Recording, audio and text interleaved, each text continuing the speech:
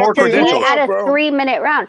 You're Because I telling me more credentials. understand what it means. What's the What I relevance? mean, I understand what a 3-minute round is.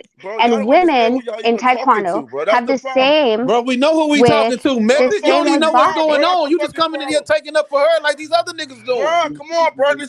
You don't even know what's going on. Bro, just chill. I know what's going on, nigga. I've been watching this You shit. don't know what's going on. You don't know what's going on, Bro, bro. just chill, I bro. can't Just feel chill, like bro. You don't gotta I can't feel like women boxers fighting 2 minutes is fine. It's something wrong. It's something wrong with me feeling like that. And that's your opinion. So if women say that they're willing to fight for 3 minutes, what's the problem? Why the fuck are Then you y'all went arguing on with to me about my It's not opinion an though? That's what I argument. don't It's an understand. opinion. What the oh my fuck are you talking god, about? Argument. exactly. It's an opinion. That's what I'm So saying. I never then said y'all were wrong. I never said women can't fight 3 rounds. I never said they don't have what it takes to go 3 rounds. I never said that it's humanly impossible for women to fight 3 rounds. Are they gonna die if they fight 3 rounds, bro? I never said none of that shit. All I said was I think the 2 minutes is fine for women. See, I don't know. And then we heard that it was because the entertainment value wasn't that high. That's what I said. That's what I said. I That's said it'd be another more. person. and then it's because man was God was a man or some bullshit. Or they're Now you not just talking equally dumb as strong fuck. as Now you men. just saying That's dumb what ass Hey, shit. Billo let's said. don't Hey, bring religion in this, bro. Because I don't want nobody Candy Cane. That's what Billo said. That's what we've been That's not what discussing I the whole said. entire Nigga, time. stop You did. lying. Stop it, Billo. Nigga, you You've drunk, been my getting nigga. washed Stop up. lying, bro. You I'm lying like drunk, a but I'm still motherfucker. cooking your ass. You ain't cooking shit because you ain't even talking. Nigga, you're sitting over there like a Soft lame as little hell and bitch like shit. you are. Nigga, you ain't even Right, talking. You Billo. co-signing for her, Right, Fuck, you bro. Billo. cooking something. You ain't even Co-signing talking, for nigga. her. Everybody, let's just calm down. So You ain't either even way, saying let me shit. tell you. Okay, what I was saying earlier is that I know at least 3 professional women fighters that personally would like 3-minute rounds. In addition to that, when Amanda Serrano and Katie Taylor fought, the rematch they wanted, I believe it was Amanda, wanted 3 minutes. The sanctioning body will not sanction 3 minutes. Why? So if this big of a stage, Why they and won't they do want 3 it, minutes? they said give us. The WBC hasn't said why, but they will not sanction it. But see, So women's boxing, again, really, women's boxing. Why but do you I'm saying, think okay, they won't do it? if listen, if they want to do it and the men has done it, so it's not like there's a study that we, like you guys are saying 3 to 4 minutes or whatever. The men are currently doing it right now, and the women who are about to quote unquote rematch or trying to do a rematch would like to do a 3-minute round, but the belt on the line will not sanction the event, which kind of takes off the whole glitz and glamour of it Bro, being there. y'all can have your To own be able thing. to, It's why fine, are we bro. not allowed to? Y'all So can now we have have to have our own league. y'all can have your Hold own. up, though. Nobody Y'all cares can about have your women's own boxing like thing, that. and it's fine. And that's the only Nobody point I'm cares trying to about get women's across. boxing like that, bro. Nobody really cares about women's Oh, boxing like that. And that's what oh. and that's what I'm saying. And I'm somebody that do That's care the about it. problem. Brother Y'all sound like boxing. for five But minutes. And I'm somebody that do care about it. I'm the one y'all arguing with. You see what I'm saying? Like everybody, most of the people agreeing with you, they don't even give a I fuck about mean, I women's don't hate boxing. women's boxing, but I'm gonna be honest. I pay attention to Let's just Clarissa be and honest, Katie Marky. Dan, and let's just be a honest. Like couple of nobody others. really gives a shit about women's Would boxing. I feel like women's five boxing boxing. be Nah, more man, I exciting if it can't was say that's 3-minute true. Like rounds? I've been getting more interested in it, like with the 2 No, for fights me, that's bro. coming up Like on me too, bro. Saturday, bro. Like the Alicia Bumgarner fight, bro, versus Maya, bro. That's like the only one I really. Exactly. That shit is heat. Like you can't say you don't give a fuck about women's Bro, boxing, but but you that's like care one about those fucking 2 fight out of fights. the whole. He talking about overall though, bro. He's saying just But, overall. It's but just Would I'm saying more. it's women's popping right boxing now. Is what I've I'm heard saying. of Like women's be you more boxing. got exciting had if it was Katie 3-minute Taylor and rounds? Serrano, and now you got Bumgarner and Mayer and Clarissa fighting. The girl, But they what's her should be name? fighting on regular ESPN to get the women out there more. They should be fighting on regular ESPN, now ESPN I Plus on don't the app. disagree with Everybody that, watch but it. I can't. You can't say you don't give a fuck about women's boxing, and then I you didn't say I excited don't give a about fuck Clarissa about women's fighting. boxing. I said like, bro, let's just be honest. I said only a couple fighters that we do care about, and you know what I'm saying. That's all I'm saying. I'm not saying that all Well, I we mean, always. I ain't gonna say you got to care about something you don't care about. I mean, yeah, that's you. You know what I'm saying? Yeah, You see what I'm saying? that's Like, their there's only a opinion. few fighters that people like really Yeah, know in women's boxing. but I like it. I thought it was I boring, like but it then too. Like I this saw that Saturday. Katie Taylor Serrano fight. That shit changed my whole perception of women's boxing. Hey, bro, this Saturday they should Them be girls really on come ESPN. bang. I can't take that Hey, shit from them. I said this shit. They should really be on ESPN this Saturday, bro. They should really put that shit ESPN, they on only got ESPN. one. They only got one female fighter. Yeah, they do. They only So got they male. ain't really fucking. They Now still rising, man. They you Nah, stock got they got still they rising, been man. right. You rising got this shit. It's, French on. You Hold up, got bro. French on. She the undefeated champion. You got Hannah But Gabriels. You got what I'm Exactly. saying is, this all I'm saying. hold Jessica up, Marky McCaskill. Dan. You got Hey, Jessica McCaskill. this It's a all I'm lot of saying, cold. It's bro. a lot of Why we cold want? women out there, Why bro. would we Like want to? Why would we want to change the rules to women's boxing when it's starting to be on the rise? You see what I'm saying? Like, why do we want to change that up? Like, this Can I start. answer? Can I answer? Can I Well, answer Go well, ahead. that still, without hold you on, just Bro, jumping we Cosmic. in? know Before you your say that, answer, I No, just brother, no, want no, to no, because add no. something. women I've said been so. patient. I've been patient. Because All right, women well, I'm gonna let I've said you. been so. That's patient. your answer, bro. Because women Yeah, said no, so. hold on. No. That's your only Because answer, bro. yeah, it's up to them. It's up to them. But It's Okay. literally up to the But it's there's fighter. not a, up to but them. The same way I it's just not want up to to say this men. quick. The same way it's Hold not up to on, men I'm to not fight 3 done. rounds. The same way it's not up I'm to not men to fight done. 3 I minutes. am It's not not up to done. them, I bro. am not dumb. I am not done.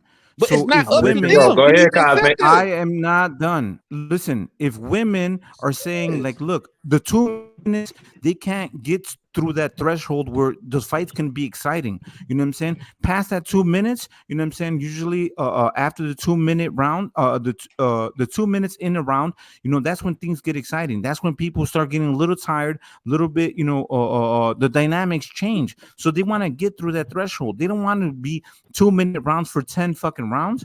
They want to Unless you be Mike just Tyson, right? Unless you they. Mike Tyson, right? Hey, but But this is the nobody did thing. that shit So, with power. Like, Hey, damn, Method. what was different? so Hey, if Method. they're trying You to seen the bring Katie excitement Taylor to and the Serrano sport, fight? if they're Method. trying to bring excitement, My that's not bad, even Cosmo. method. Stupid. My bad, Cosmo. My bad. My bad. If if My if bad, bro. if all good, all good. If they want to make the sport more exciting, which would mean more fights for them, more eyes on them, and they want to go 3 minute rounds, and they're saying that, and that's what they're trying to push forward. That's on them. You know what I'm saying? So this is It, they're professionals at the end of the day. These are not your average women. You know what I'm saying? That you know see on the regular fucking basis. These women can fucking take punches. You know what I'm saying? From other women, not from other men. If that's what you're trying to, Yo, but you gotta but realize but that but what it's what hold what I on, wanted to say can I quickly I is just got on real quick. Let me there's say another part, or there's another faction of women's champ, or there's one champion I know of who made this point. Franchon Cruz, she said if we have to fight the equal amount of rounds, we should also get the equal amount of pay. man, So I ain't nobody so making you this so shit you up. can't so you can't just say This that is the all of them problem. Hold are on, Okay, let campaigning me mark it for explain, down, bro. mark it down. Let me don't interrupt, brother Hold on, Boxing. like Let me let respond to me that. explain, bro. Let me respond to that. No, let me respond to that. Yeah, go So ahead. in order for women to start getting the same amount of pay, they should also be respected in the same amount of way. So if they want 3 minute rounds in order to make more exciting fights, you know what I'm saying, and not be fucking we have to be careful for this fighter. We have to, do this, and they're willing to fucking It's fight, a and hurt they're trying to sport. make I it exciting. understand that. Hold on, I exactly, think hold and up though, but you gotta it's realize hold this on, though, but hold on, brother Boxing. This is the thing. So if what they're saying is, in order for women's boxing to be more exciting, they want 3 minute rounds so that they can also get the same amount of money that men boxing is getting, because the hurt business is the business. The hurt is the business. But you gotta realize though, I think the marketability, you gotta get women more out there, you know what I'm saying? The market themselves, you know what I'm saying? Don't put them on ESPN fucking play. Put them on regular TV, you know what I'm saying? Just like they did with the men's boxes back in. You gotta get them out there more, you know what I'm saying? And I feel They like should that's have how put we grow Sinetta and women's Estrada boxing. on this card this Saturday. I think so. I would have liked to see her on that card. I think that's how we grow women's boxing more. Put them on regular TV, bro. That's how you grow women's boxing, man. Yeah, Yeah, put them but on that's one a of them big different. Hold on, but that's a different brother boxing. So you're not adding to the discussion. So you're saying that put them on regular television so they could get more views, right? But if you were to add to what they're saying is they want to do 3 minute rounds so the fights can be more exciting. Then you put them on regular television. That could be an answer. But just putting them I on see what regular you're saying. television with 2 minute rounds and for 10 rounds, I'm saying that's not the solution to them, getting fans' attention. You know what I'm saying? How? Why fans So I don't so like it disagree with just that. so because so it's so Because they let me want ask to a have question. Let me exciting ask a fights. question. They Let want me to ask a break through the question. threshold. it Let me ain't ask no a women's boxing fight I watch because it's let, 2 minutes, so I'm gonna watch it. let me ask a question. So it's essentially we're saying they're being robbed of the opportunity to put on better fights. Yes. Right, exactly. If they were to have that option to have 3 minute fights, if you have a fight that's in one round or two, or 2 rounds, you can actually build up your momentum. If you can figure that person out, you need time to figure a fighter out. know what I'm saying? You can't do that in 2 minutes. You know what I'm saying? Rachel was explaining to y'all that in the first minute, you kind of studying, you're trying to figure somebody out. You know what I'm saying? You're getting warmed up, and then you start, maybe slowing that other person down in the last few minutes of the last round, which would be, in the 3 minutes. You know what I'm saying? For So you sure. can't have that if the I fought if the 2 minute if round. I fought 2 minute rounds in amateur, and I'm gonna tell you this, especially when we talk about amateurs who don't have $100,000, $200,000, $300,000 training camps and stuff like that. I'm telling you right now, I fought in amateur where dudes are in 2 minute rounds where dudes are done by round 6, round 7. Now I'm gonna tell you this. Now we're talking now. It is a difference from professional at the same time, but you got to understand when we asking why do these sanctioning bodies put these guidelines in place? Why did they do it? That's the question we asked her. We said, well, why did they do it? Because they made that decision to say, hey, and it's and the business side of it is the highest side of it. So they're saying, hey, it had. I believe at the end of the day, they're saying this has to be more entertaining at 2 minutes because they're not going to put out something that says, hey, we don't whatever entertains makes money. So if they're putting it out there at 2 minutes, they're saying all of the people who I believe are probably smarter than us in the business area, they're saying, hey, this is what's more entertaining. I don't believe if they thought it was more entertaining. Now, do I believe women should get a chance to prove it? Yes, I do. But I believe right now, from what they've seen, they've made that decision. That because the decision, what it is what it is. all They've right, made all that right, decision to. Candy, They made a decision Candy, to say that that's what it is. Candy. That sounds kind of weird that your name is Candy, but anyways, Candy. Maybe they got it That's not wrong. my name. Maybe they got it wrong. You know what I'm saying? That nigga be Maybe trolling, maybe Maybe. bro. I maybe they told you got it that's how wrong. this whole discussion got started, bro. Hey, he Nigga had to want say to Hey, something troll. you He, got funny. he the trolling craziest me. Yeah, He name you I be know ever you're a seen trolling on me. this troll, man. You fucking know Yeah, you're panel, a nigga. troll, man. He a mid-level intellectual troll. I'm telling you, bro. That's all. That's how this whole That's the fucking best kind of troll. shit That's the got best kind of started, bro. troll. For The sure it best kind is. of You troll. got that right. That shit crazy. But yeah, I mean, if it's 3 minutes, I would still watch it, bro. It's not like I'm a fucking boycott women's boxing if they switch it to 3 rounds. I'm gonna still watch the shit. I'm gonna be watching this weekend. I'm gonna I watch mean, it. I'm gonna Billo, if hold on, it's hold more on, hold on. entertaining, and I if it's don't not, care then either I'm gonna way. stop watching. Like as long as I see good fights. Now, if you're saying that that women's boxing can't have good fights because it's only 2 minutes, or it can't have more good fights because it's only 2 minutes, then yeah, I wouldn't mind having 3 minute rounds. But either which way, I really don't care. I saw Amanda Serrano and Katie Taylor. They went in there. They put on a great fight, and that shit was only 2 minutes. So I think Right. you could still have entertaining fights. But Right, that's my and opinion. nobody's arguing that. I think that's the thing. It's not for us to say, what these athletes, the professional women, that are going out there and and fighting. You know what I'm saying? So if you want to argue championship rounds or championship fights or things like that, but if they want to have 3 minute rounds, imagine if Amanda and Katie Serrano fight was for 3 minutes at 12 rounds. You know what I'm saying? That would be I some think they can get it done over there fighting. if they have it in Katie Taylor's backyard. I think that shit would have been real sloppy. That would be some. I think that shit would have got real sloppy. I think Amanda Serrano would have stopped her if I they think had it would have 3 minute got sloppy rounds. too. Katie Yeah, Taylor could Not barely sloppy. breathe Come on going now. back to the Katie could Taylor is a barely dog. breathe I going don't think back she to the could get through corner, that. bro. Men can't breathe when they're fucking fighting in there. So like it's a thing that like, you guys are trying to protect women of what they can and cannot do. So the only argument is if I'm women just telling choose you to what do I so, they're saw, gonna bro. do that. I'm just that's like if you was on here That's arguing right. men should go to 4 minutes. I'd be like, nah, I'm cool with 3. No, no, no. I'm not saying that she can't that she wouldn't have survived because it's a 3 minute round that she can't go 3 minutes. I'm just saying like Serrano would have had more time to finish her. That's what I'm saying. She would have had more time. I'm just saying I would be saying the same thing if you was on here saying your opinion is me and boxing should be 4 minutes. I would be on here saying, nah, I'm cool with 3. That's all I'm saying. UFC. What is the UFC championship women rounds? How long is that? It's 5 rounds. It's 5 minutes. 5 minutes, right?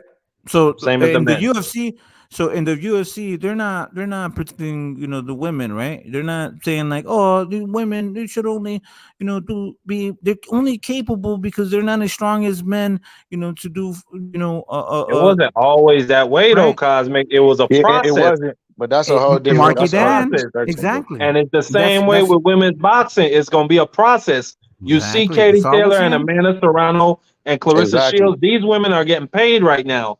It's gonna happen eventually. They're gonna That's be what on a we're level saying. playing field with the rounds. So I think this is really the I Right. mean we could talk about it, but I think No, we're it's talking about it. inevitable. Yeah, of course. But that I'm not like, okay. I'm not saying like either or. I think that it's up to the women, if they choose to on a professional level to fight 3 minute rounds. You know what I'm saying? And they're saying like this is better for them and more exciting for them. Then we should be in support of it. You know what I'm saying? If they say that 2 minute rounds is the fair thing, it is what it is. We can't put ourselves in their shoes, but we can't just deny them of their capabilities. We can't give excuses for what they want to and cannot do. Do you get what I'm saying? Yeah. Bro, they can What's fight up, longer than fellas? How y'all doing? They can fight Yeah, 5 minute rounds. Nito. No, Nito. What up? What up? What up? No, I think I was just listening to y'all talk about stuff. I think that people always should have a chance to decide for themselves. Like they can't say, "Oh, you're a girl, you should do this," or "You're a woman, you shouldn't do this."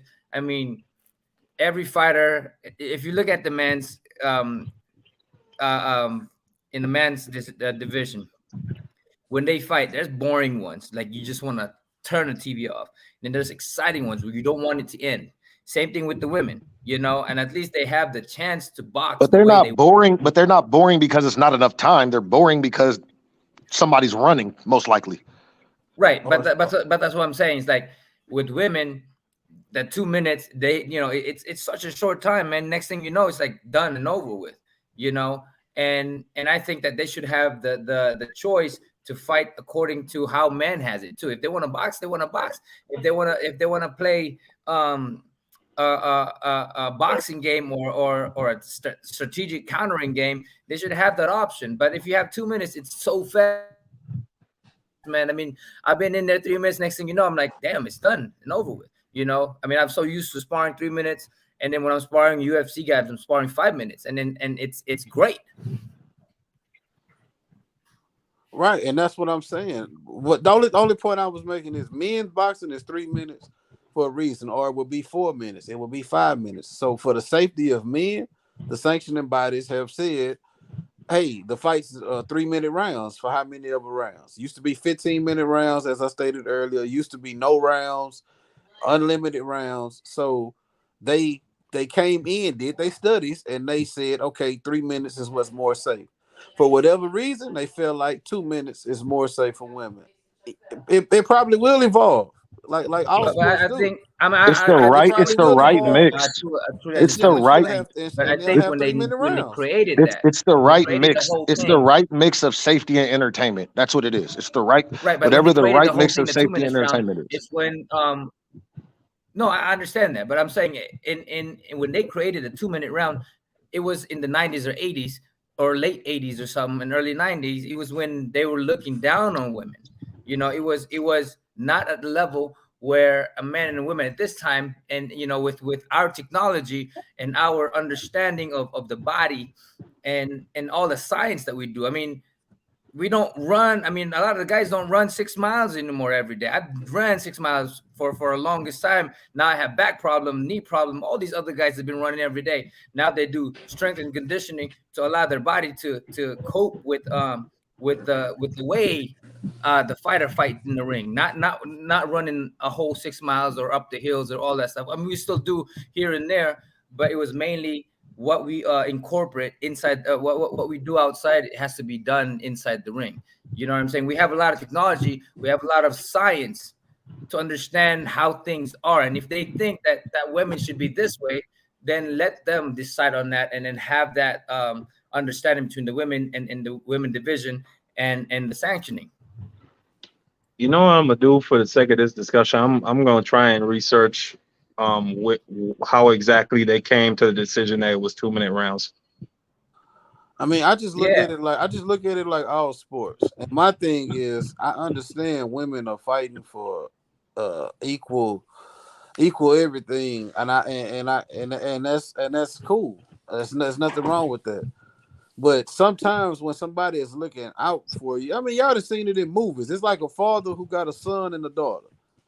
He raised the son a little rougher because his daughter, that's his princess. That's a girl. So that's human nature. You know what I'm saying? It's not that somebody's looking down on you, but in the movie, the daughter get mad. Why you let him do it and I can't do it? I can do it too. Nah, you Just because can't I'm keep a But girl. comparing hold on, things but to God Billo, you another see damn, that? let me thing, But man. finish, bro. Billo, you see that Let me right finish. there? Let me You finish. said that shit from the perspective of a man and from the perspective of a father. You're not speaking from the Okay, I'm perspective of a saying woman. You know what I'm saying? what I'm So saying is when a man if a man is on the board and he has daughters and granddaughters and nieces, bro, like we talking about human beings or we talking about robots. but these is grown Billo, people in the hurt yeah, business. yeah. Okay, This so this like woman, my hold point, on, hold on, my hold on. main. So This since that's So they woman know what they has been signing up that for. flew training. over your head. So let me get to my main They've point, been bro. training Oh, all okay, their bad, my In bad. life. sports, they're gonna do what they think is safe, bro. We might not agree with it. Like I don't agree with how they tackle in football now. Tom Brady got a fucking unsportsmanlike penalty, a bullshit flag. Goddamn David Carr got a bullshit flag. I don't agree with the way they hit now, but they say it's fucking more safe. It's more safe. Yeah, if you left it up to me, they'll be tackling like they used to tackle in the fucking 80s. Or when I played football. Shit, in the 90s, it'll still be spearing and everything going on. But them people don't think that shit's safe. So the sanctioning Oh, bodies, for whatever reason, think it's better entertainment value and it's safer for women to fight for 2 minutes. I don't know why. okay, so I've seen. I Okay, enjoy I enjoy the 2 minutes, but if they start there's a fighting 3 Yahoo minutes, Sports article explaining why. It says the WBC, which is influential in safety rules, has pointed to studies showing women get concussions at higher rates, and that's why they insist on shorter rounds. So it is. They were thinking of safety. so that's what I'm saying. And when was the study And the only made? point is And when has it been somebody's thinking of rebutted? your safety, you I don't will always see if there's a link when or a somebody citation. when somebody's thinking of your safety, it don't always have to be somebody's looking down on you or fucking shitting on you or thinking that you weaker because a person called themselves looking out for your safety. You might not Right. accept it, you might not like Billo, it, you Billo. might not Okay, want okay. it. Right. The Just like government looks just after your like safety, and when they Cosby, you say gotta that let me finish you need talking, to bro, hold on. before you All right. start talking. God Y'all don't damn. let me speak. When Goddamn. when I finish, you can talk. It's like the old school boxers that fought with no rounds. Who's to say they wanted rounds? When they implemented, okay, now we fighting rounds. You don't think they was pissed off? Like, bro, where the fuck these rounds coming from? When they was fighting 15-minute rounds and they chopped it down to 12. You don't think the champions was like, that's pussy shit. What we fighting 12 rounds for? So yeah, it's natural that okay, you know you can do it. You don't want the protection, but hey, that's what they're there for, to do their studies and try to protect you. Whether All you right. agree with it or not, All that's right. fine. All right. Can I go next? My turn, right? All right. So this is the thing, right? So you're right. So women's boxing started off with 2 minutes, right? So now women are saying that they would like to do 3 minutes. So now, maybe they did, did it because of they were protecting people because of the studies, right? But you also have studies that were being conducted in the 80s or early 90s. You know what I'm saying? Where? Now, Where? hold When? on. We're basing it on what Marky Dan just said based on the Hold on, Yeah, WBC but to and comment their on that studies, right? quickly. you talking out The your ass though. You're not pulling up no articles Nah, showing I'm hold basing exactly. it on, on what Billo said. I want to talk about that just quick. I said it says in the article, Marlon Esparza asked for documented evidence of these studies, and she never got a response. That was back in 2018. It's 2022 now, She asked the Right. So WBC. so so it might be bullshit. They might just be right. saying that. Right. So now did the people that said that women should only be fighting for 2 minutes, did they get it wrong? Or you know what I'm saying? We don't know that. You know what I'm saying? Maybe they were being just biased and saying that they're not capable of doing it. We don't know that. You know what I'm saying? But if they're choosing to do so now and they're trying to change the rules, that's what happens, right? So, the difference was from having, 15-minute rounds You know what I'm saying? Now they figured out the sweet spot. So the sweet spot could also be for women to go up to 3 rounds.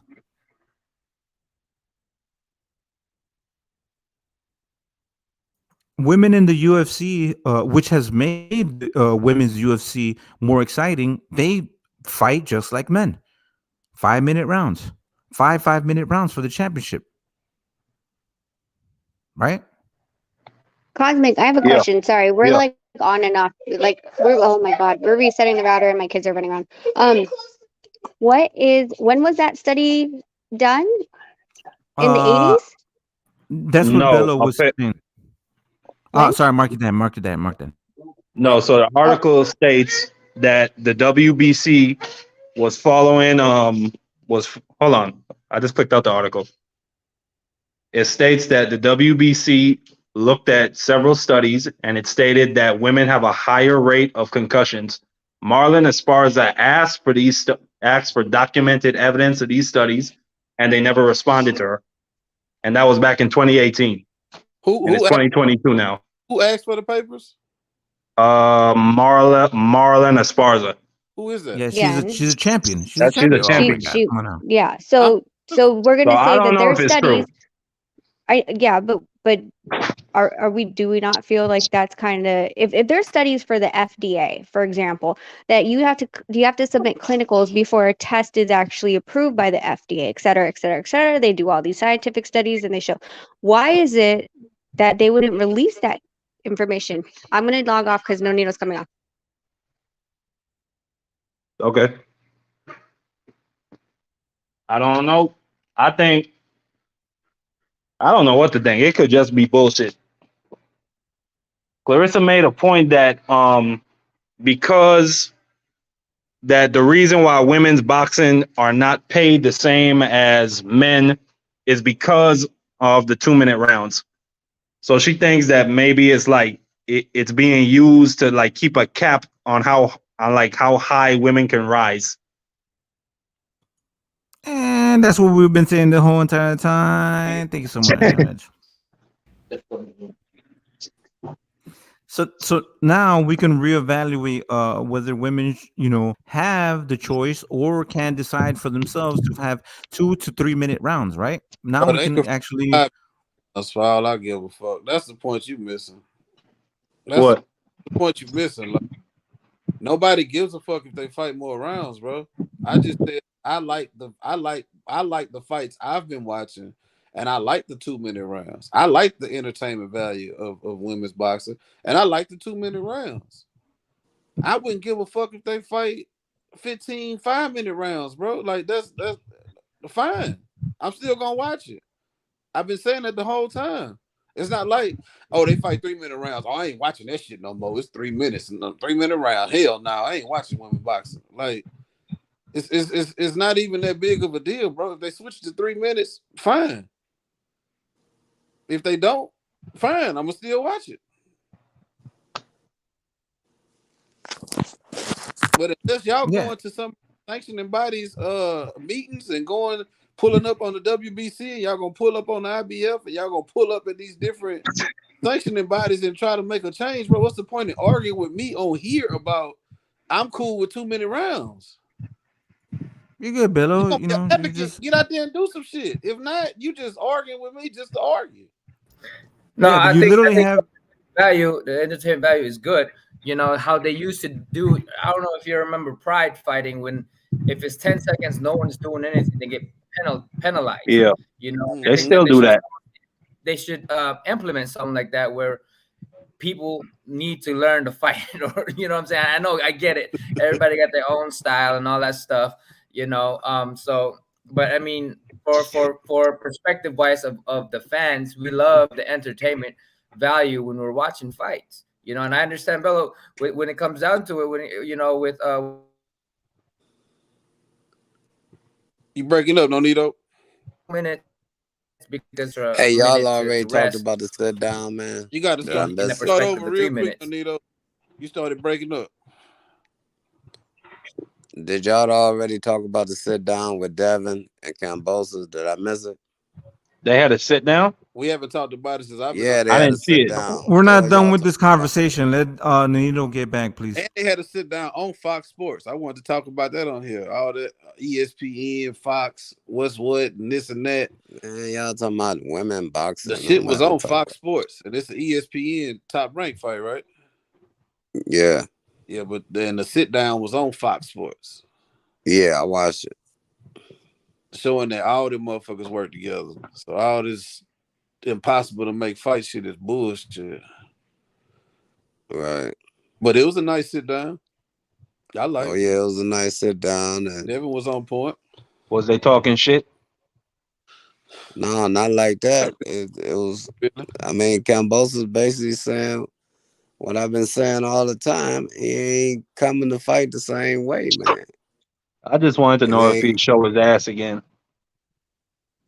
Because that Man. motherfucker, that last time, oh my God, I don't think I've ever seen a champion get embarrassed like that before the fight, during the fight, after the fight. I mean, that shit was bad. Devin told him You miss weight on the scale and then talking shit that it was all a plan to deceive Devin Haney. he was way more humble, Kambosos, and then Devin was pointing out this the real Kambosos, and that's the shit I was saying last time in the beginning of the fight. This not even him. Like, this shit is fake. This is a fraud. He don't even act like this, and he was pointing that out. Like, this the real Kambosos. You know what I mean? Like, and Yeah. Kambosos really didn't dispute that shit. You know what I'm That saying? nigga talk like he a James Bond villain, like he be giving speeches and shit to you see the first press conference is nobody in the fucking stadium, and like he's looking around at people talking to himself. This nigga. Well, he ain't doing no talking this time. He said all the talking gonna be in the ring Sunday. Yeah, I think he gonna apply more pressure, and that's what's gonna allow him to get knocked out. Yeah. That's what Devin said. That's how I feel it's gonna go. And the one thing people don't point out about the fight, like I never heard nobody call Kambosos pillow fisted, but his knockout ratio and percentage is lower than Devin's. But I know. I was hearing crazy shit. People said that he was gonna knock out Devin Haney. Yeah, that's what I'm like. Where is the pillow fist shit? Oh, it's just That applied. shit was crazy. I didn't know Devin Haney had a knockout ratio. Yeah, Devin Haney got like a 54% knockout ratio. I mean, and Kambosos is 50%, but it's still higher. But I'm just saying, I've never, he dropped T.O. and all of a sudden he was fucking Mike Tyson. Like, he just finna knock shit out. Like, I'm like, bro, he called Devin pillow fisted, but you think this nigga got cake? He finna knock something out. But I just said that to say, it's gonna be a good fight, and like I said, I think he's gonna try. Think so, nah. He know he can't outbox him, so he gonna have to put the pressure on Devin. And shit, I think Devin gonna sleep his ass. Yeah, ain't gonna lie to you. Hey, guys, we have to restart our router, so I'll be back. That's why Nonito was getting choppy. But we were talking about something and we were laughing about it. So I thought I'd share it with you. If guys can do what they want to do and be on the 3 minute, can you guys keep the guys in your division and not come crossing over to the women's division? Because that's a new act that's coming. I'll be back. I'm restarting the router. I and you can have agree fun with that topic. 1000%. I definitely Thank you. Hey, you see that male MMA fighter who transitioned to a female and then went over there and was fucking women up? That nigga picked up a woman and he cracked her skull. He cracked that lady's skull. Shit, did y'all go out or did I go out?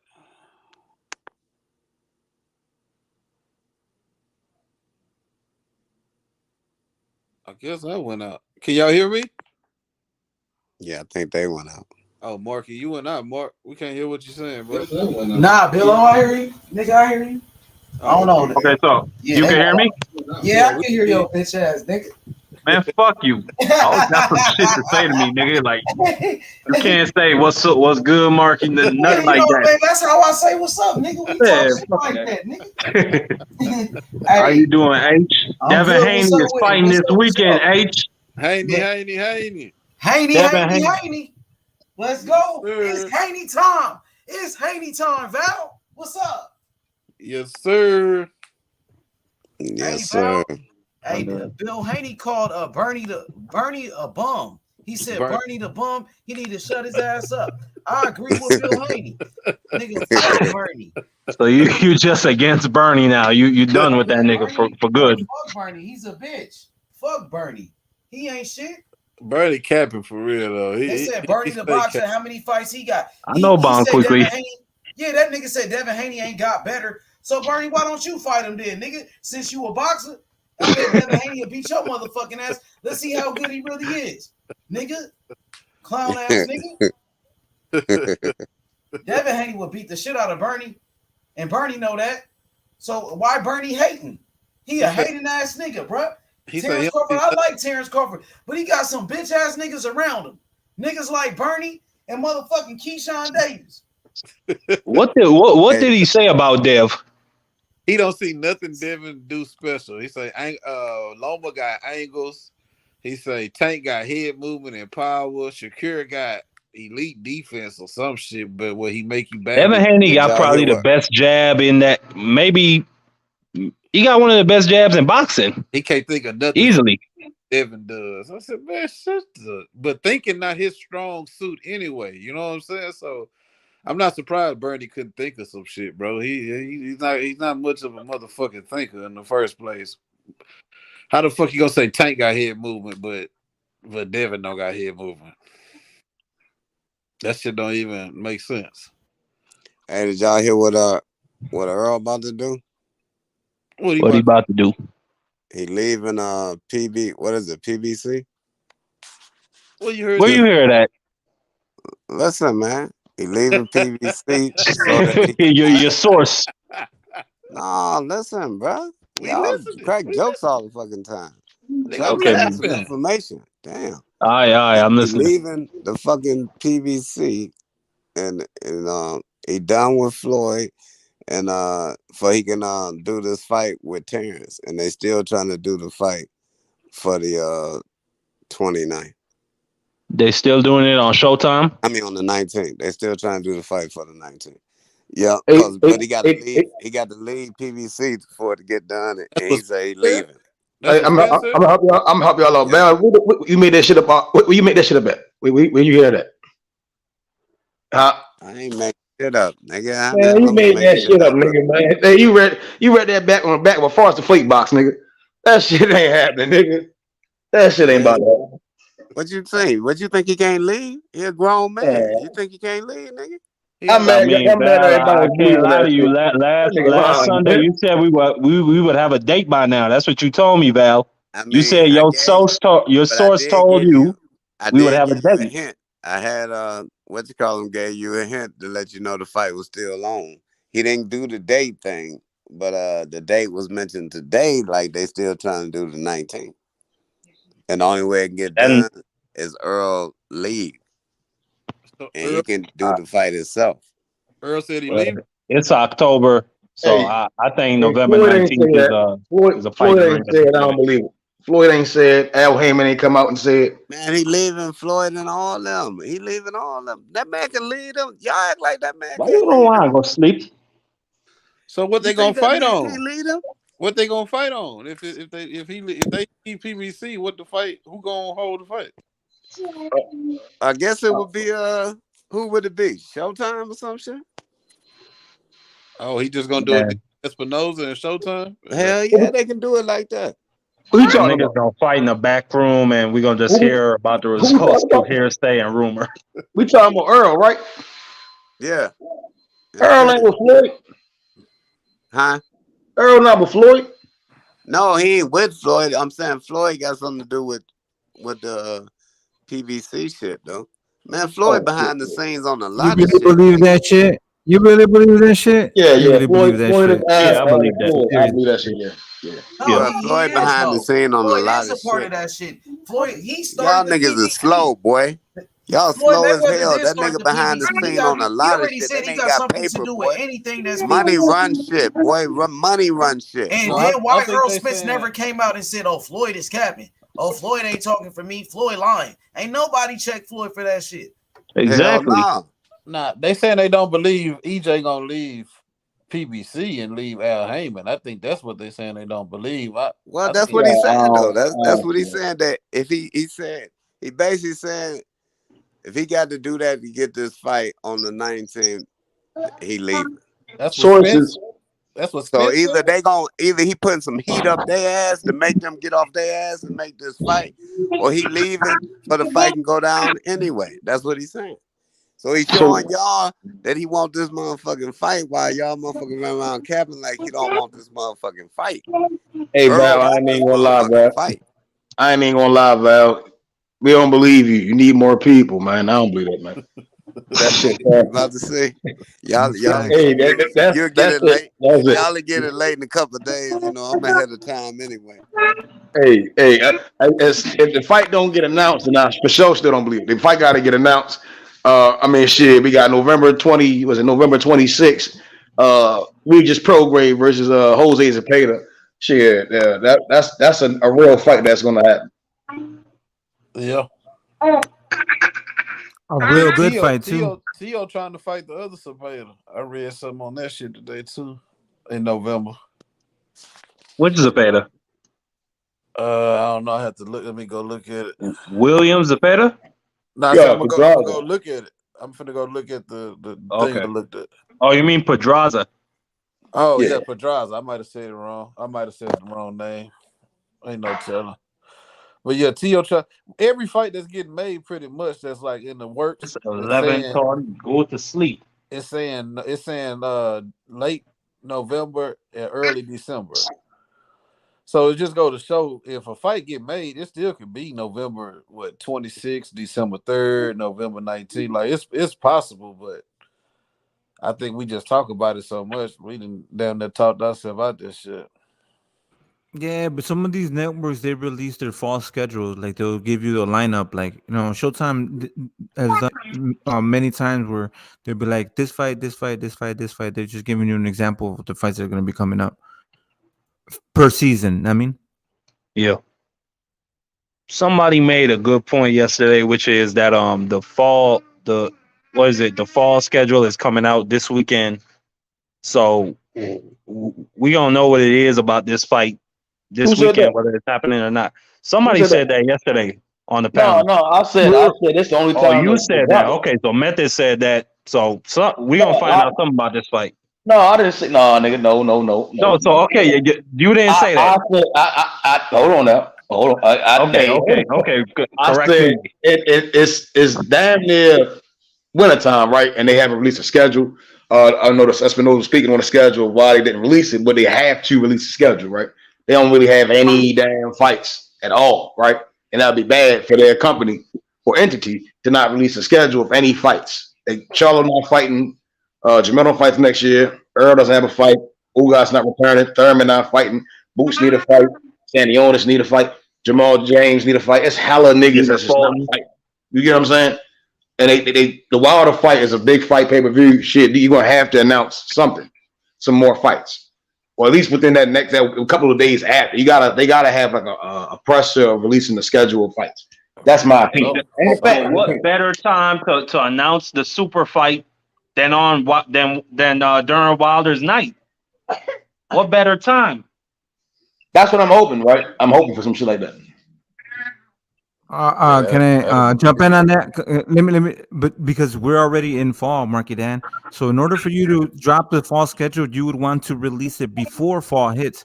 That way, you're given a catalog. So you don't drop, fall clothes, colors, and things like that in fall. You do it in the summertime, just so the people can get ready to buy their shit. Yeah, ideally, but it don't have to go like that. What's the heavyweight name? Dubois? How you say his name? Dubois?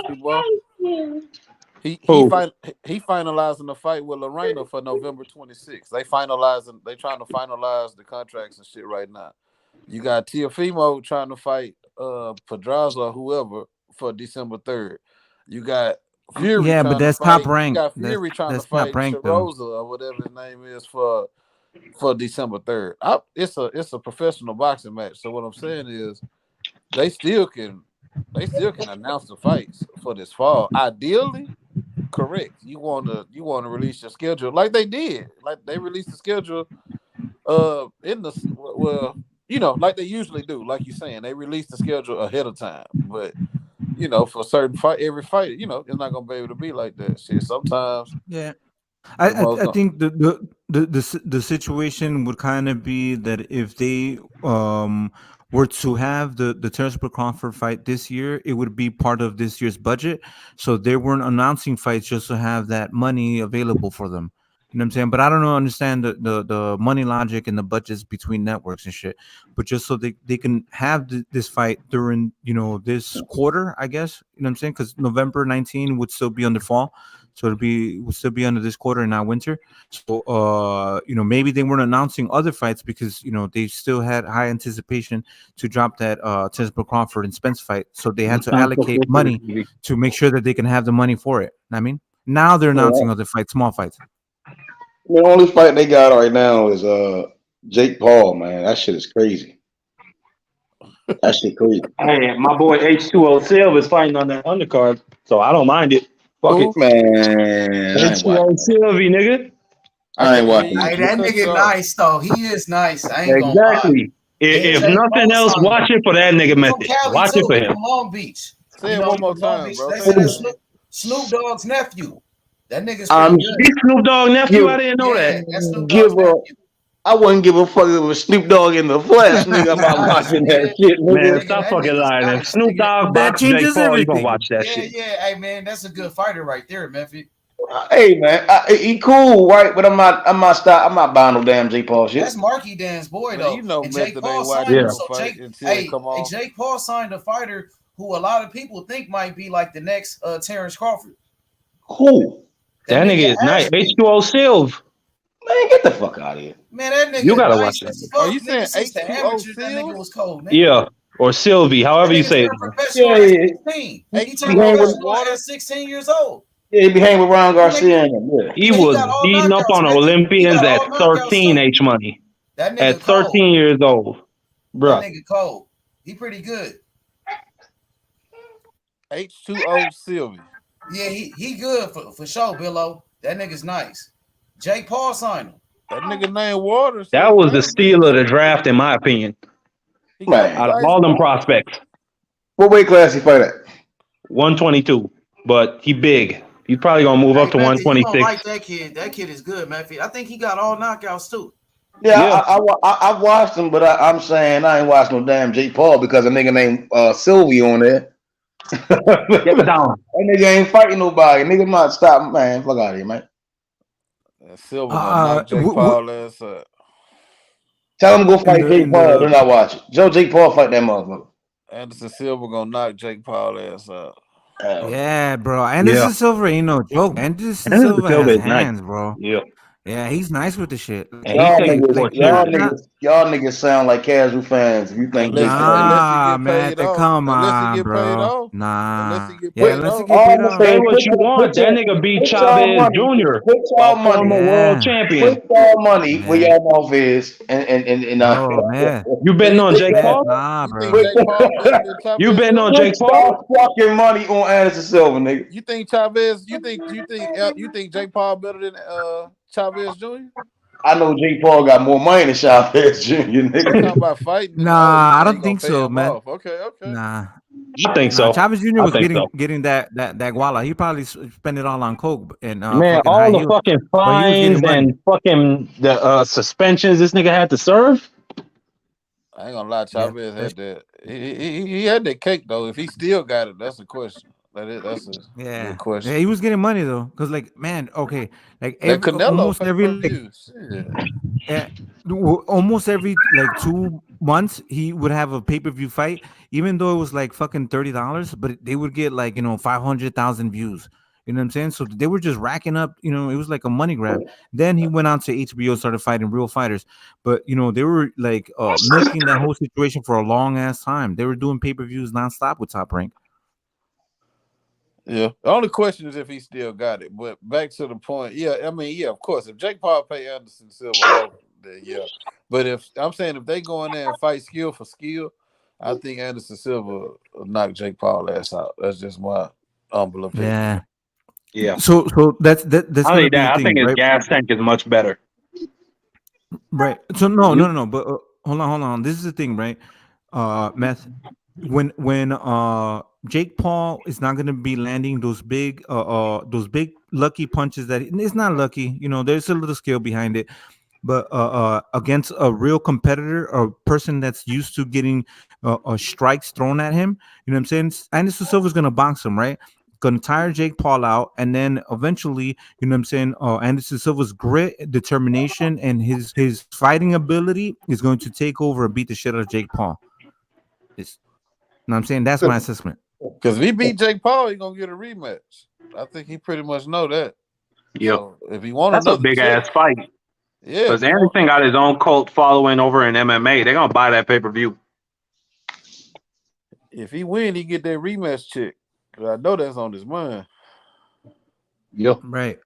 That's the thing with Anderson Silva, right? He's, you know, even though he's older, but he's been at wars with real fucking, you know, martial artists. You know what I'm saying? Real motherfucking strikers, real fucking, you know, not no pussyfoot ass shit where you're fighting basketball players and shit. You know what I'm saying? Can't even defend themselves. You know what I'm saying? You're actually facing a competitor. You know what I'm saying? And the Champion. fucking Yeah, the ex-champion. yeah, and in the hurt business, not in the, you know, athletic business, in the hurt business. You know what I'm saying? In the, Hey you man, know, but you're gonna come get on, hit give and Jake strike. Paul some credit, man. Come on now. That No, nigga bro. like I'm just saying.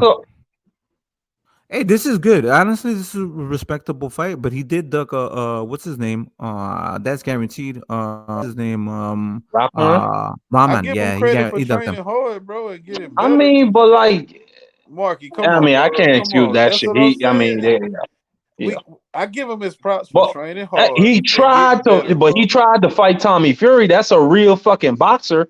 It He sounds tried to like he fight that nigga. tried, but we all knew Tommy Fury couldn't fly over here. We knew that the Furies was banned.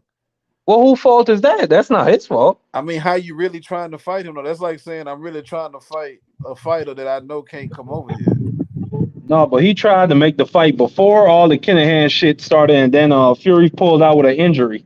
Oh, that's true. Yeah, I forgot about that. You sure right about that. I mean, I but think an injury. I think Jake Paul get a little bit too much criticism for his selection of opponents. This nigga is not a boxer. Yo, He's not a boxer. He's not a fucking boxer. I think people forget that shit. But he is a boxer. He training every day. He's not a boxer, my nigga. He's not Tank He's Davis. making He's money not off of motherfucking. boxing. He's making money off of boxing. Exactly. So what y'all think about Ryan Garcia as a boxer? I think he decent. He about the same. Do y'all think Ryan Garcia is a better boxer than Ashton Silva? Yeah. Yeah, I think so. Yeah. I Yeah, think you so. got it. All right, they fight the same damn way. No, Anderson Facts. is a counterpuncher. No, I said Ashton Silva, nigga. Oh, Ashton Silva?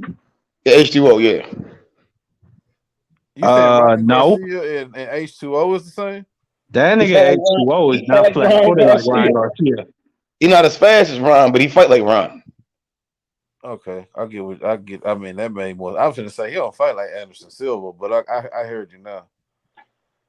Yeah, Ryan and him kind of. We're gonna see what he made of it as he moves up in like. What they got to do with levels. Jake Paul? But You I think trying to change the conversation? No, what the hell H2O happened is there? Jake Paul's fighter.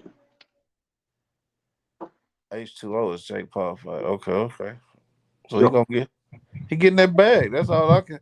Like I said, Jake Paul, man, I give him his props for training hard. I see him getting better, working on his craft, all that. But I'm not gonna give you props, bro, for beating up basketball players and MMA fighters who are not strikers, who are not known for striking. But Billo, you see my point. Like at first, niggas was talking shit when he was fighting Nate Robinson, saying, "Oh, Nate is an athlete. He gonna beat this nigga."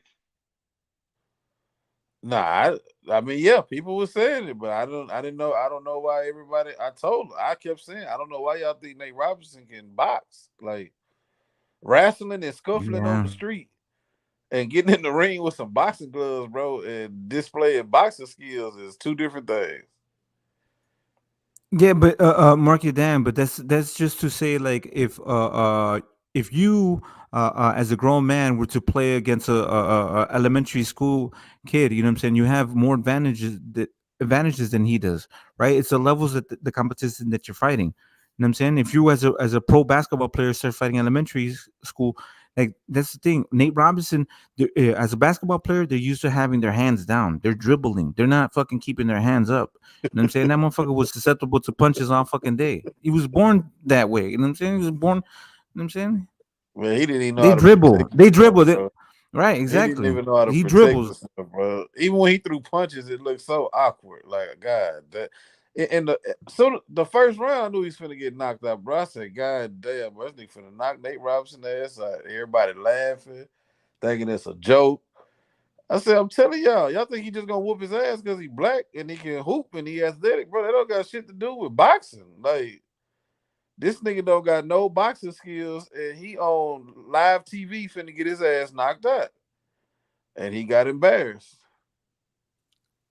And so that's the like with Anderson Silva, you could see he kind of has a it's, you know, some people think that the MMA style, like the, you know, the wrestling style, judo, jiu-jitsu style, because you're anticipating somebody trying to take you down or throwing a leg kick, that you don't necessarily have a good boxing stance, right?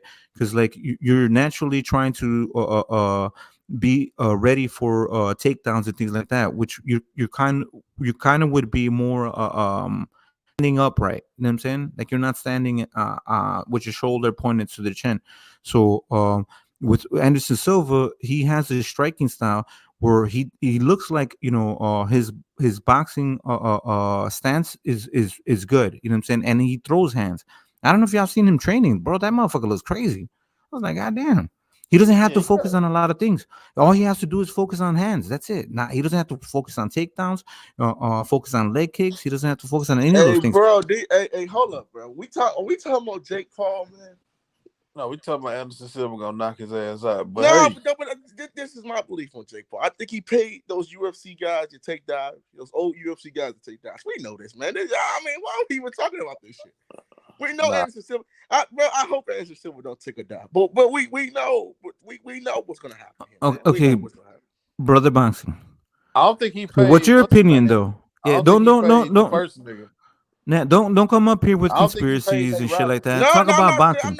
I'm Break not down the saying the fight then, brother conspiracy. boxing. Hold up, bro. Nah, nah, nah, nah. Break it down. Like in my humble opinion, that's just my humble opinion, though. But I do Your think humble Jake. opinion came in here with conspiracies talking about he's gonna get paid. That's not breaking down a fight. That's not you saying Paul is going to go in there and fucking, you know, No, bro. I think Anderson still. pressure the old Hold up, guy or bro. whatever. Bro, That's not breaking it down, bro. Come on let me now. just explain, bro. Let me just explain.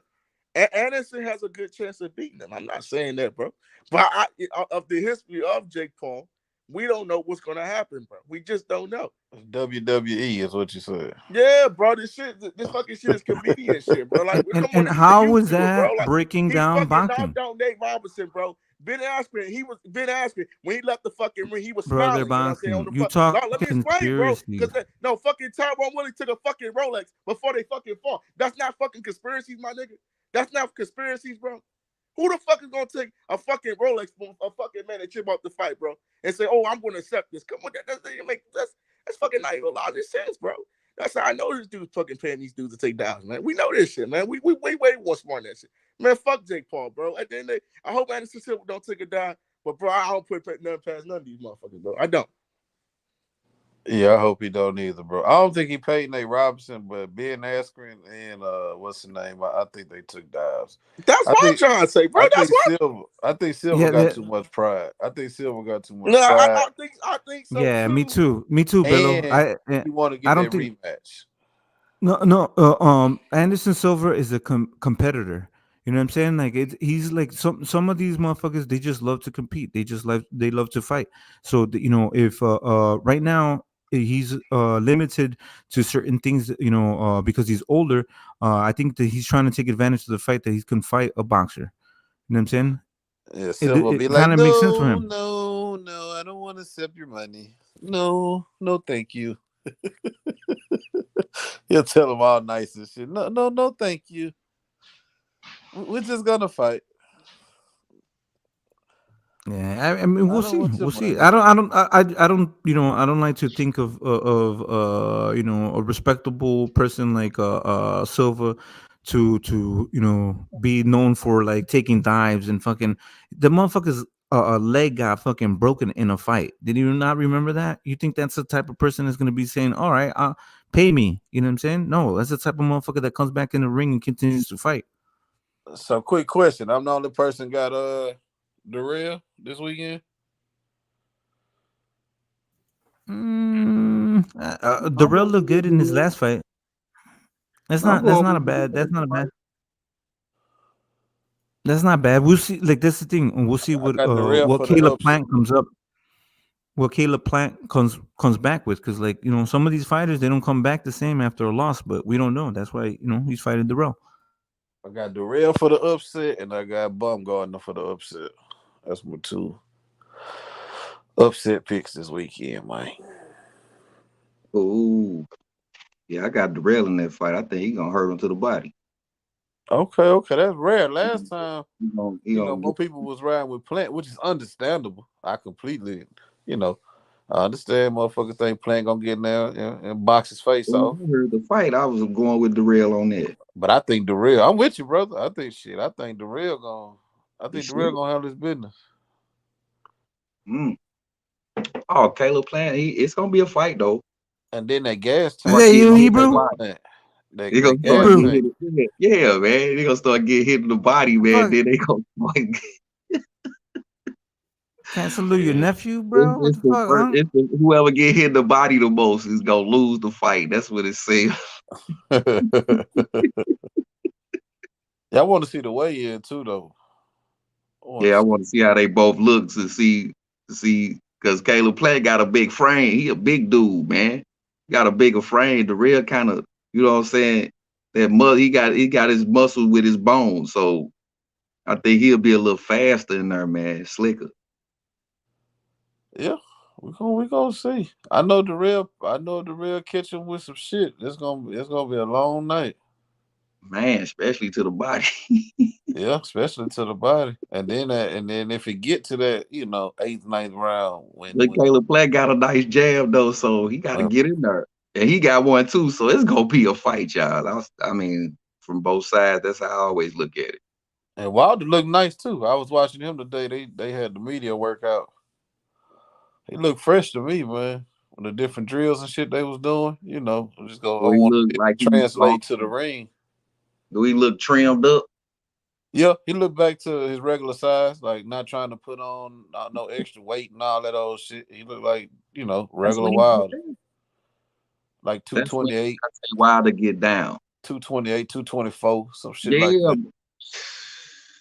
His looks though, we don't know till I you hit just the want to scale. see.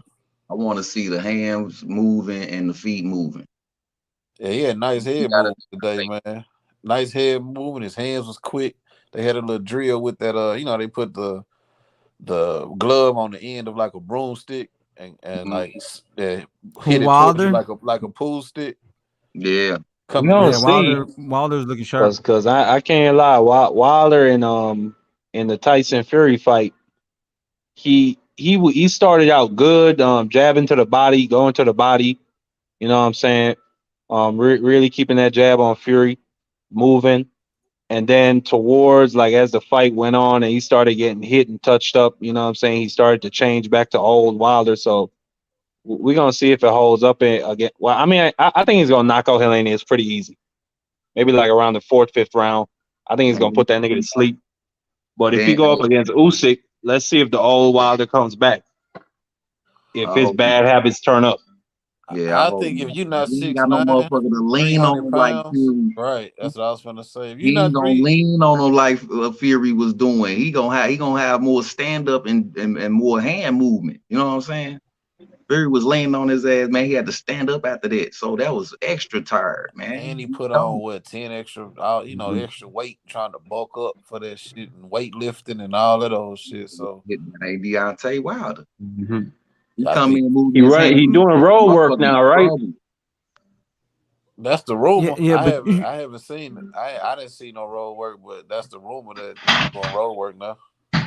Yeah, man. Yeah, Hey, but you can also you can also see Wilder's energy now. Like he seems more comfortable, more relaxed, more confident, more happy. You know what I'm saying? He doesn't look like somebody out for vengeance. He looks like he's like I'm back and I'm I enjoying just, this. I'm having fun. I just You know what want I'm to see the saying? So nigga he look Wilder be great. That's all I want. I don't want to see this nigga get beat up and humiliated. Nah, I think he again, learned, bro. I think he great learned again. from Fury. And that's what the great ones do. You take your 'Cause L, bro. You one take your down lesson, take your I L, want and to you see it. learn and move on. at the I think he beginning, knocked Wilder Usyk had some out. hands, man. I'm trying to tell you. What you say, Val? I say who? My bad. What No, you say, bro? I'm saying at the beginning, Wilder had them hands. He putting that shit together early in his career. Beep boop bop. Next thing you know, he got a little bigger, man. Motherfucker, one hand. I'm like, man, what happened? competition. It That's was the working thing. for him, You can though. I do mean, that. Yeah. don't get me Yeah, wrong. It was working but for yeah, but when you face other opponents that are better, those shots are not there. The opening is not there, so therefore you can't throw a shot without an opening being there. You know what I'm saying? You can't him. throw a Gotta be shot with a open. closed door. All So right. the competition was better. You know what I'm saying? So those shots with lesser competition were wide open. So now what he needs to do is open up, those opportunities. You know what I'm saying? Use the jab. You know what I'm saying? Use feints. Use distance, and then set up the punch. You know what I'm saying? When it's available. Can't rely on Mhm. somebody's. You know what I'm saying? Like you can't rely on somebody to just have an opening for you. You have to create it. I That's why I'm think saying I think he I created. want him to come in. I ain't gonna wish. I want him to come in with the hands. That's what's gonna be the shocker. Deontay Wilder gonna come in boxing. I guess got this feeling because I've been talking about, man, this right hand, this right hand. But how I'm looking at it at that weight, 225, man, that's a Deontay Wilder. He bring his hands to the and feet to the table, motherfucker in trouble for the rest of his career Oh, where you going? if he stay at that weight. And What y'all think? people just sleep on Wilder, bro. Like I say, Wilder knocked niggas out with left uppercuts, left hooks, right hands. He knocked niggas out with everything. But of course, to diminish what he doing, motherfuckers just go with the narrative of it's all right hand. Like he dropped That's Ortiz. what I was He knocked saying. Ortiz Motherfucker out with an fans read that uppercut. right hand up quick in the motherfucker. You hear me? I'm like, man, Deontay Wilder got two arms. Yeah, he knocked Ortiz out with an uppercut. He knocked Washington out with a left hook. He knocked Spitzer out with a left hook. Like he knocked people out with different shit. It's just like I said, bro. That's just He one of just them. he just he just made Stavern melt down the ropes, bro. I know I feel you. You see what I'm saying? But the Yeah, thing of it is that when you like Kaz was saying, you motherfucker head ain't just gonna be sitting there for you to hit it. right. But none of them But them planned on. other None of hands them said, planned on it. None of them planned on their head being sitting. You know what yeah, but I'm that shit was done. saying? That's how it go. He's setting traps. Like if you. People think he not setting no traps. Yeah, man, he doing feints and everything. Like when he knocked Ortiz ass out. Ortiz wasn't expecting that uppercut from that angle. You know what I'm saying? He had been. I mean, but he was out of it though, Billo. Who was out of it? Ortiz. No, Ortiz got cracked out of. When Wilder caught him with the uppercut, he was out of it. He was hurt. No, I'm saying Ortiz. No, This Ortiz wasn't was the winning. first fight or the second fight. It was the first fight, and it was Yeah, the last okay, punch he okay. knocked the nigga 'Cause he had Ortiz out with. Wilder ass hurting that fight, boy. Yeah, I'm saying, but He hit Ortiz on the hold on. I'm body, and finna go to the Ortiz second threw fight. some Hold on. motherfucking reaction shit and then caught Wilder ass. yeah, that was a good fight. Yeah, he ain't even know he was gonna do this shit, man. You could see But it in his that's face. when you found out about Wilder's chin because Ortiz was hitting that nigga clean, right Man, on his chin, and that nigga Wilder wasn't going. he was still fighting. He was still fight. That's why I say, man, I fuck with all the fighters. All of them. Bums, all of them, because they there. Can't talk about the bum your ass sitting on the couch watching. Fuck you mean? Exactly. Shit. Wait a minute now. All the fighters are fighters. Fuck you mean? Gotta give all of it because they all chasing one thing, glory, if that's that. We got the other side, the A side. Them motherfuckers want to chase money and shit. I see how it's going now. I mean, wait. I mean, what about like a? I mean, I just saw a nigga with a record of 297. He on the A side? I don't know, Hell no, Marky. I what? don't know, Marky. I You know me, man. said I a be nigga with listening. 2 wins, 197 losses. Which A side he at? I don't know what that motherfucker on the flip side. I mean, that you think that nigga chasing glory? That nigga is chasing the bag, nigga. He just fighting the Alright. East, nigga. Yeah. Chasing CTE, chasing motherfucking a motherfucking casket. That nigga say he body 2 and bag, something. 199. God damn, bro. Last time I heard it was 163. That nigga was 1 and a 163. So he lost another fight and won. I mean, he lost 100 fights and won. Motherfucking won one. Shit, bro. Why Hey, you that still nigga got even he boxing, determined. bro? You can't say that. He But determined. guess what? Guess what? Marky Dan, he in there. Yeah. Gotta give it up to him, man. Listen, Wilder finds your chin. It don't matter what level of competition it is. Wilder's gonna find that chin. The only question is, can you take the shot? It's not whether or not you're gonna tuck your chin. Is you gonna duck? Nah, you can duck all you want. That chin gonna get exposed. It's gonna get found out.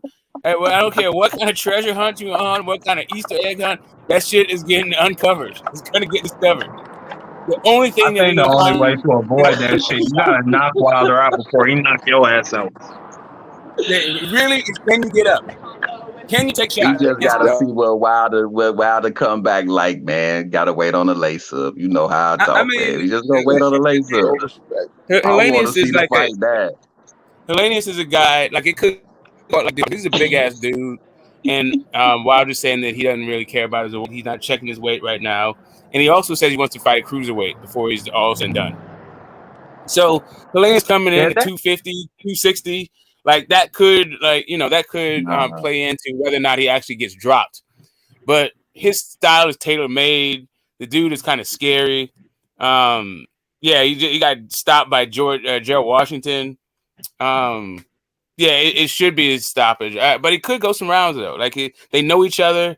He knows what Wilder's bringing to the table. He's a big ass dude. This could go this could go up to 9 rounds, but it could be over soon. It could be over early too. At any moment. So Wilder fight. Hey, I agree, man. So a motherfucker ain't focused, that's when Wilder take their ass out. Early in the fight. When you ain't focused in there with Wilder, you get out of there early, get your ass out of there early. That's when a motherfucker leave their head right there. Bullshitting. Yeah, this idea But at that weight, I like, say Wilder real quick. He's way quicker than a 252. Come on, man. Wilder gonna be in there throwing his hands, I think.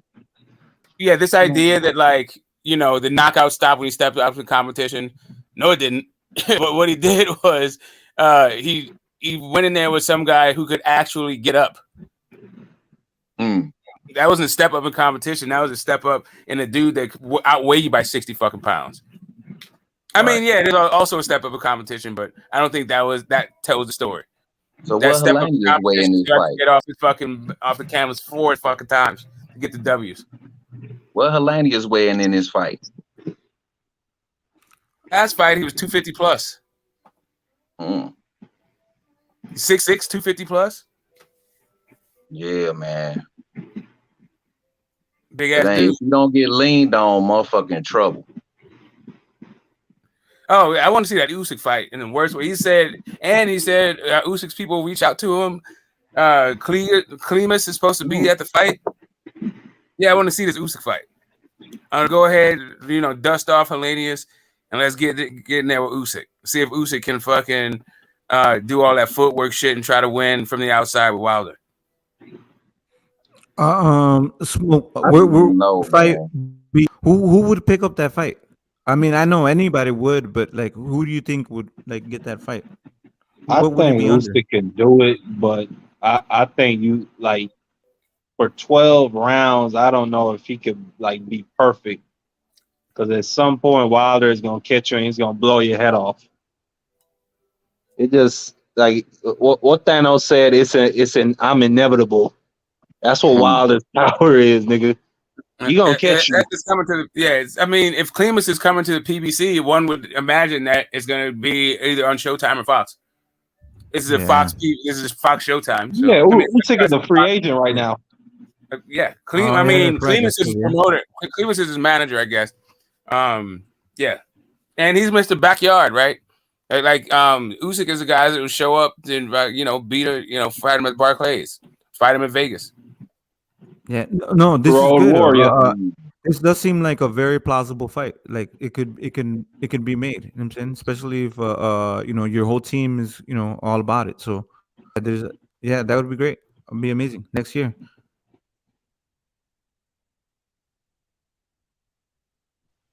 That nigga Wilder look crazy shadow boxing, man. I'm watching all these videos. Wilder look crazy as shit shadow boxing. He looks good. I like it. He's bending his ways. Fucking, he's doing a lot of good shit. I'm like, damn, oh shit. That nigga look crazy. Exactly. What it's gonna be like with a motherfucker standing in front of him, though? I just want to see the lacer. I want to see a motherfucker standing in front of him and he put the work in. He say, like Smoke say, he know the guy. We all know that that's his partner in crime. So is he gonna be trying to do what he's supposed to be doing in there, or is he gonna be favoring and shit? I want to see a fight, man. That's all that shit gonna go out the window when that bell ring. I'm promised, nigga. That nigga is going. That nigga with the right hand, he going to sleep, man. The shit he doing when I'm looking at ain't gonna sustain itself. Man, I don't know.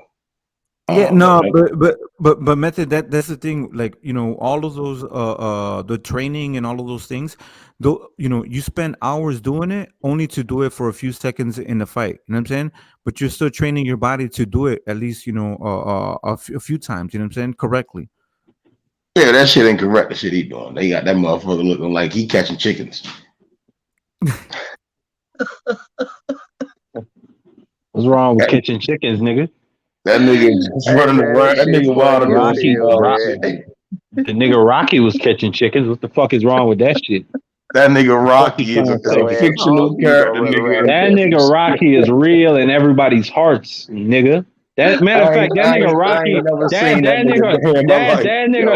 nigga Rocky is a Hall of Famer. Stallion, man. I'm tired of all this goddamn Rocky slander. Exactly, Smoke. Everybody know Rocky. That nigga Rocky is a Hall of Famer. He's a Hall of Famer, nigga. Method, what you gotta say about that shit? He a Hall of Famer, nigga. What you mean? They got a statue of this nigga in Philadelphia. If Wilder built one of them bitches before they built one for Joe Frazier. If Wilder do that Tyson Bob and weave shit, get shit look like that nigga Laney's gonna pick him up out the ground. I swear to God, nigga. He with that nigga with a crazy uppercut, and niggas gonna be getting spatula, nigga. If I see Wilder Bob and weave, I'm gonna fucking die. Who looks real good shadow boxing? Who used to look real good shadow boxing? Amir Khan. Amir Khan was a picture of boxing perfection when he shadow boxed. Like, there's a whole lot of dudes that fucking shadow. What the fuck that got to do with anything? Man, that nigga American, if he had a chin, man, who knows what would have happened?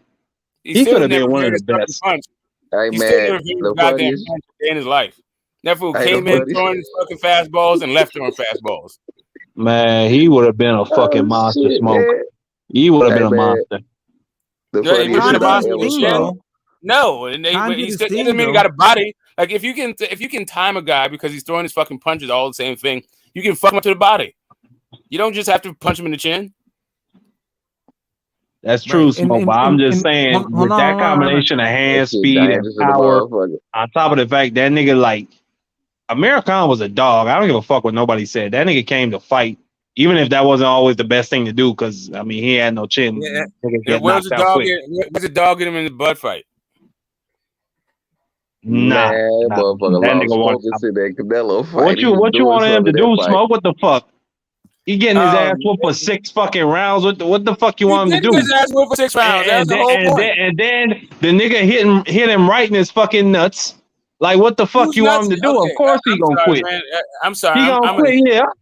I'm a regular human. I'm a regular human being. My nuts are not on my thigh. Like my shit is right in my crotch. Like if you hit me in the thigh, I'm not gonna say that you hit me in my nuts. Like that shit ain't about to happen.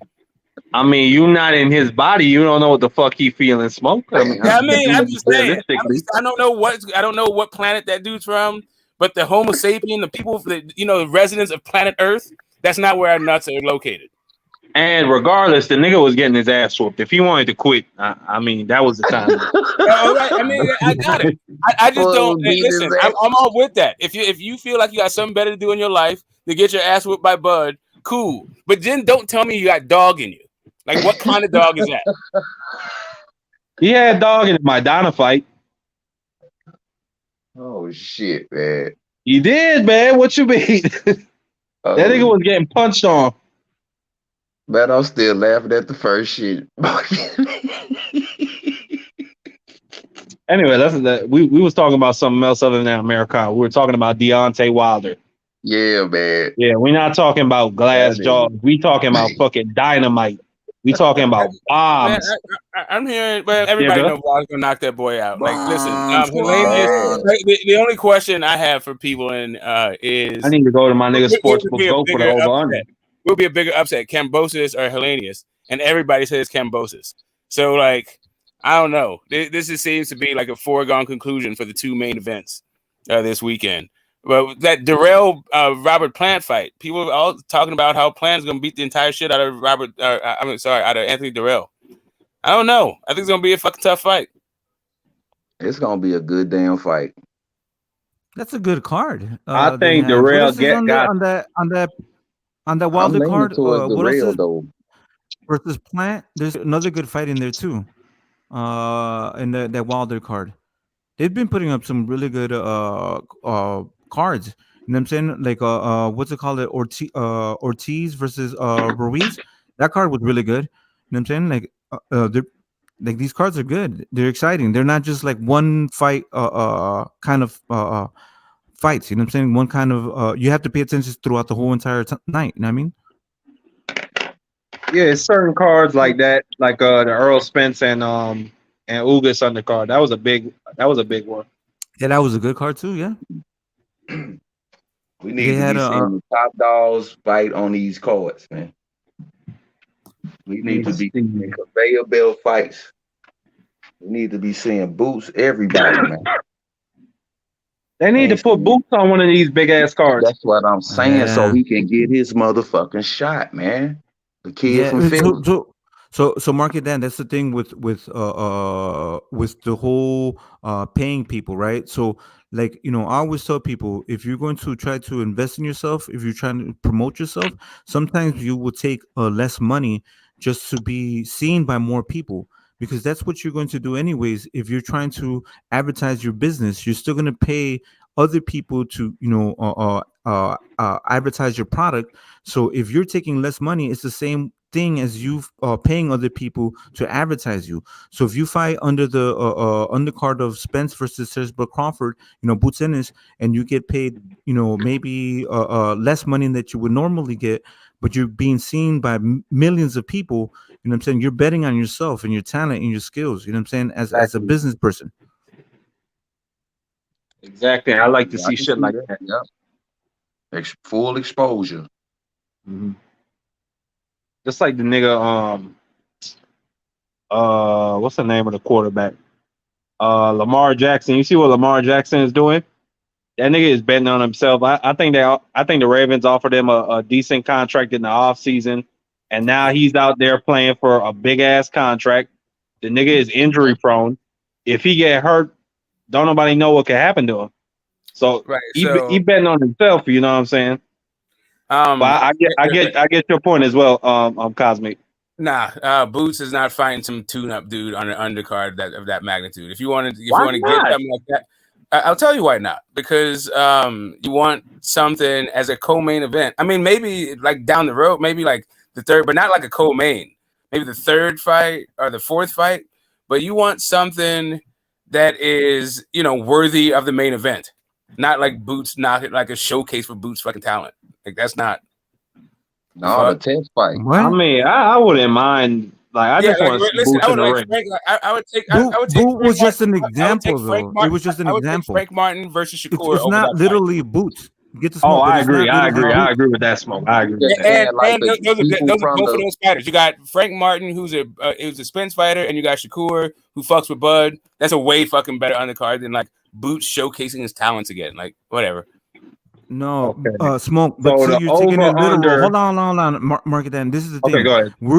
Boots was just an example. We're saying like potentially. So if Boots was under a Floyd Mayweather card where it had 100 million, a million pay-per-view buys, that wouldn't be good for him.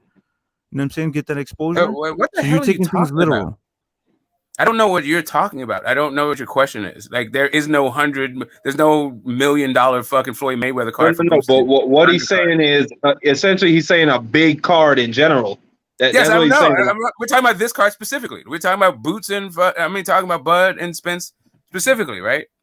But in any card, Well, like I don't know, there's not all right. So should Boots in a showcase fight is always Not it's all good. specifically Boots. But like Boots, Boots is like an you have to, Boots needs example. a dance partner in order to be a co-main.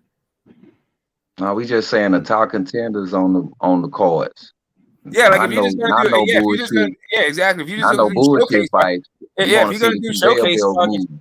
yeah, if you're just gonna do showcase fights, I don't need to see you on no big fight undercard. Like put somebody else in there with you that's gonna like make the fucking card work. Yeah, that's Okay. what I'm saying. Y'all remember Isaac Cruz versus Gamboa? Isaac Cruz versus Gamboa. Whose undercard was that on?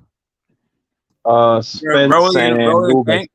But no, Spencer Ugas. But still, Right. Gamboa is a name though. Even though he's washed up, still that's a name. And how much I thought money that do was you so. think? Wait a minute. Who was Laura and O'Sullivan? Laura and O'Sullivan, who I don't remember that fight. I thought that was That might have Rolling been and on fucking Tank. Tank. I thought that was Yeah, Rolling Tank. That wasn't the same card. That wasn't the same card. I thought it was Laura and I Spike, vaguely and then it was Gamboa and Isaac, and then it was Tank and Rolly. No, Gamboa and Cruz was on Spence's undercard. Yeah, it You was the don't remember co-main event. Pitbull It was Cruz the taking a co-main picture event. with Spence? Yep. Yeah, I remember that. Yeah. They took I a don't know. video. It's all fucking rolling together. It's all coming together. But anyway, again, that was Gamboa and Cruz are both Gamboa is a name. Cruz is an up and coming guy, is a knockout. Right, Yeah, and it was so get the smoke. That was the example. Is Cruz got that opportunity to be on the undercard of Spence's, you know what I'm saying, and get more eyes on him. You know what I'm saying? He's investing in himself and maybe taking less money. I don't know how much money he got paid, or how much, that's not up for discussion. I mean, but he's willing if all to you're be talking part about of is it. it a good idea if all the thing is a good idea for young up and coming guys to get on big cards and be undercards, of course it is. That's what the undercard is for. And we need to see more. It's just like you just have to make sure on big cards, like if you're gonna say something like Bud and Spence, like Boots versus like some guy is just not the thing. Just so Boots can get fucking more exposure. Right. It's just an example because it's just an example because I would think that They on that side of the street Boots, shit. So sorry, Spence versus Bud would be one of the biggest fights. If it were if you're anticipating him generating 800,000 viewers, you know what I'm saying, then it would be a good a look for if you could get Thurman on there, him. if you get Thurman on there, or you could get like maybe like even a Conor Ben or maybe fucking even a Ugas. Like if you could get somebody that was like so it's just like a name, and you can get, but just like a Custio Clayton guy or the guys he's been fighting. Yeah, just nobody some said that. Like nobody. That's what I'm No, like. no. Nobody's getting it. That's who Boots is about to fight though. Oh shit. Okay, so but that was just an example. So Boots, if yes, that's what I'm talking about. The example. The example is bad. So he is gonna fight. Yeah, the overall point is mundane because that's what like undercards are for talent and also to like rep the next fight. So I get in the boot like why Boots is a good choice, is because he's a welterweight, and it's a welterweight class. So you can have another welterweight. It's just that I don't know. Is Boots Stanionis a good one? Maybe that's good enough. Yeah, I don't know. I don't think that would happen. It's not necessarily the opponent. It's the fact that you want to showcase this opponent. You do want to kind of give the impression the winner of Terrence Bud Crawford and Spence could possibly face a guy like Boots. That's what they've done in the past too. Well, They've it's had not even a undercards possibility. where I mean, they've had he's literally the that. Of course mandatory. he is. Of course He's he literally is. the That's what I'm mandatory. saying. It's not even a So you want possibility. to Like showcase that. That's not it. That's not it at all. Both of those guys are not talking about fighting fucking Boots. They're both talking about moving up. So like the idea that you're gonna like throw that thing in the fucking mix is like kind of a weird thing. But Why wouldn't you? If you're promoting all of the fighters, you're also promoting because Boots. the You're other also two guys are showing. talking about moving up. Didn't you just hear me say that? Of course. Okay. So okay, great. So they're not going to be fighting Boots. So promoting fighting Boots is counter to what the other two guys are actually promoting. Get the smoke. Let me finish real quick, right? So if I was trying to you're finish, saying bro. Go that, ahead. right? Okay, so if you're saying that would be the final chapter 147, Spence versus Bud, and that's They are it, and they saying both that. move I'm up, not right? saying that. They are saying that. Okay.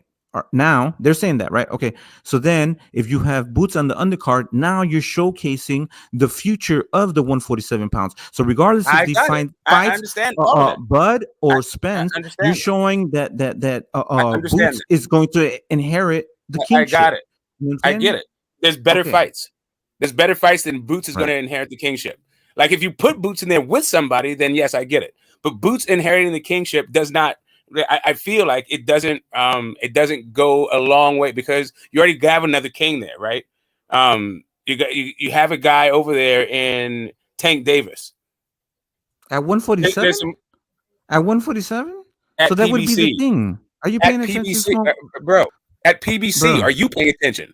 If you're No. talking about So promoting next guys, okay. if you're talking about promoting fights, right? You would And be this is a big fight. promoting This is a big fight. This is a Boots big at fight. 147 I understand that if you had him on the undercard I understand. because Can you please stop Bro. interrupting me to repeat Go ahead, yourself go over and ahead. over again and try to pick up what I'm putting down. Yeah, There's a because you bigger changed the fucking story. cash cow. You There's a changed the bigger story. cash You cow. changed the story. There's a bigger cash cow at PBC in the name of Tank Davis. That guy needs for his guys to be also promoted. So Boots is the future of it. Yeah, that's not a bad one. But you At also 147, we're specifically talking at 147. Spence, Terrence Crawford, Boots, Virgil, all of these guys at 147. Holy So shit! I if don't know why, you- bro. If you are PBC, you have more guys than just the 147 guys. You already have 147 kind of locked up. It would be like I said, if you could throw a Thurman on there, nice, right? That'd be a very nice fight. But now that's maybe two stack the card. Maybe you could throw Boots in there with some. I don't know who you would get Boots in there that would actually enhance the card and not just make another showcase fight for Boots. But I think that there's a way to actually enhance the card, right? And make sure Ryan that Boots, Garcia versus Tank Davis. They No, make that's a Boots bigger- Ennis that's a bigger versus standalone Virgil fight. Ortiz. that's a bigger That's standalone fight. yeah, That's a it's bigger standalone fight. independently. I think you can do like Frank Martin versus Isaac Cruz. But what I'm saying is, imagine if, and I know it's not going to happen, but I'm just saying if Virgil Ortiz versus Boots Ennis, Golden Boy, and PBC. That wouldn't. I'm just saying, imagine that in a perfect world. Imagine that. Now y'all can go back to argument. Go ahead. We're not arguing. We're not arguing. We're just figuring this thing out. I think we're kind of saying the same thing, right? So I think is that Boots, it would be so it should be a significant fight like a Thurman, and both of these guys being on the undercard, I think is beneficial to all of the fighters. You know what I'm saying? So it would kind of seem like a fucking tournament too, because the at the end of the day, if Spence and Bud leave, who's going to be left at 147? So you could kind of show who's going to be left or who's going to take over it, right? Yeah, see, that's the thing. So it's actually what kind of fight would serve the main card? Like, what do you think the main card is going to be like? And I think if you could get some sort of classic sort of matchup, so it would actually feed it. I don't know about getting another champion on there.